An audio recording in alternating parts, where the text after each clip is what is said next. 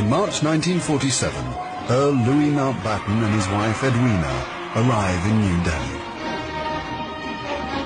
The great-grandson of Queen Victoria and second cousin to George VI, Mountbatten brings a regal presence to the drama of India's independence. As the last viceroy, he bears responsibility for India's fate.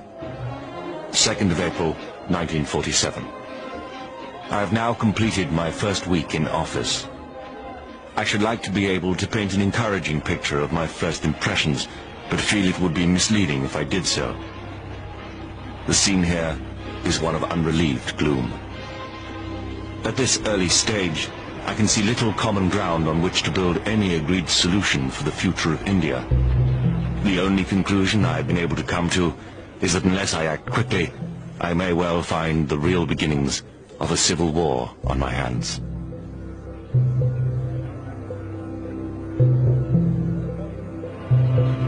By May, attempts to create a unified India have failed.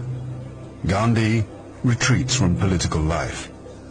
Muhammad Ali Jinnah, leader of the Muslim League, and Jawaharlal Nehru of the Indian National Congress concede to divide India. Fearing a total loss of control, Mountbatten brings forward the transfer of power to August. Two nations will be created by partition, a secular India and a new homeland for India's Muslims, Pakistan. Nehru addresses the people of India. Long years ago, we made a tryst with destiny, and now the time comes when we shall redeem our pledge. At the stroke of the midnight hour, when the world sleeps, India will awake to life and freedom.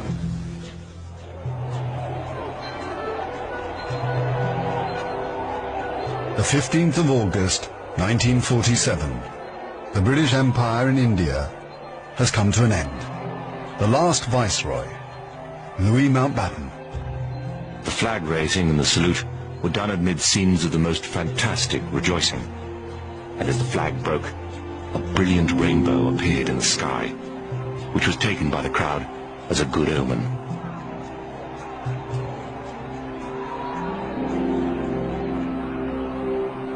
Qasim Muhammad. On the 15th of August came freedom. The freedom to burn, loot and murder. While Delhi and Karachi were celebrating, central Punjab was burning.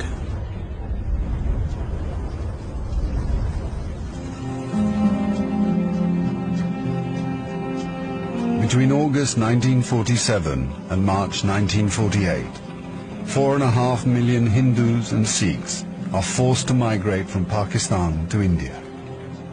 6 million Muslims must move in the opposite direction. Britons and Indians witness the bloodshed. Shahid Ahmed. It is a battleground. People have gone mad. Trains to Pakistan are being looted and occupants slaughtered. We all knew that carnage was in the offing. So did Mountbatten. The British Empire, which tried to build India over centuries, can never live down this great tragedy.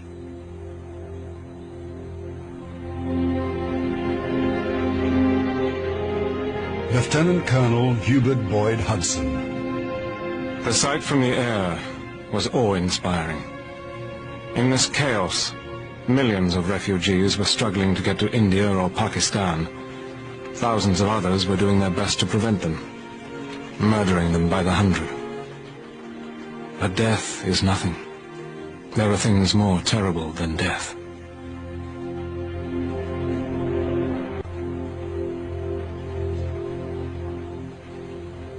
Ten million people are displaced in the partition of India. 1 million are dead.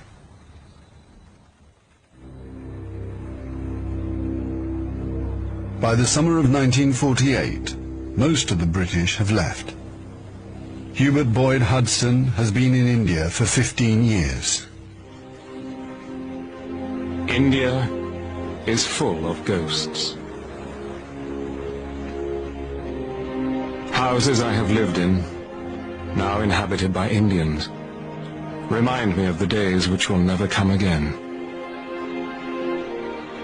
When the Viceroy drove past with a cavalry escort in red coats, I have seen the greatness of the British in India, but now it is all ended, and we are the last to leave, the few who are trying to tidy up the mess which the sudden splitting of an old empire has caused. Britain has lost its greatest imperial possession. Mahatma Gandhi once said that if India became free, the rest of the empire would follow.